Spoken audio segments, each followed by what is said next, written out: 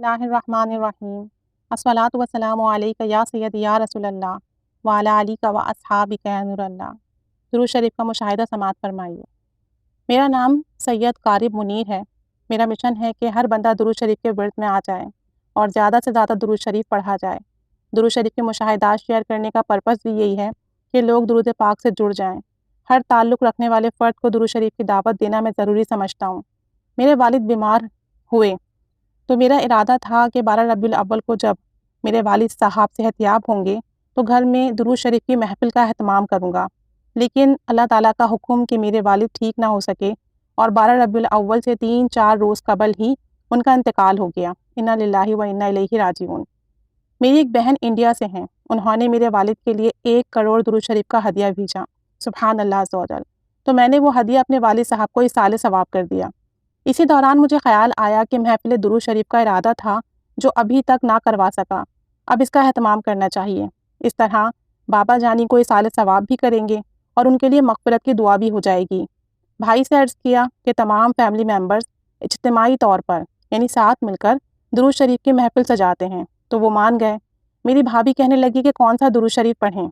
میں نے کہا کہ آپ جو بھی پڑھتی ہیں، آپ کے معمول میں جو بھی ہے وہ پڑھ لیں۔ وہ کہنے لگی کہ درود ابراہیمی پڑھتے ہیں۔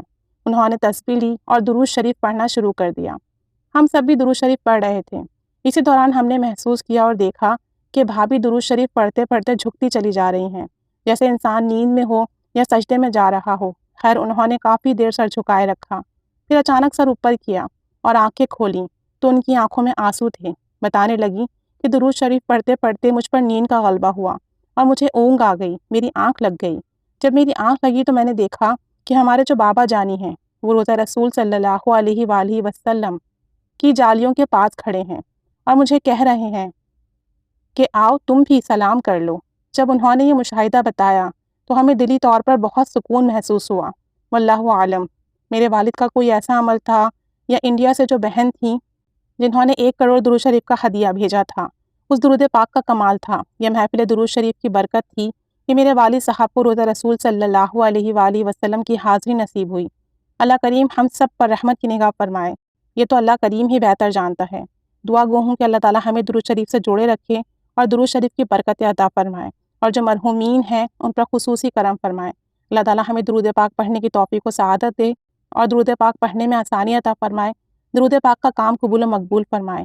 آمین بجاہ النبی الآمین صلی اللہ علیہ محمد صلی اللہ علیہ وآلہ وسلم۔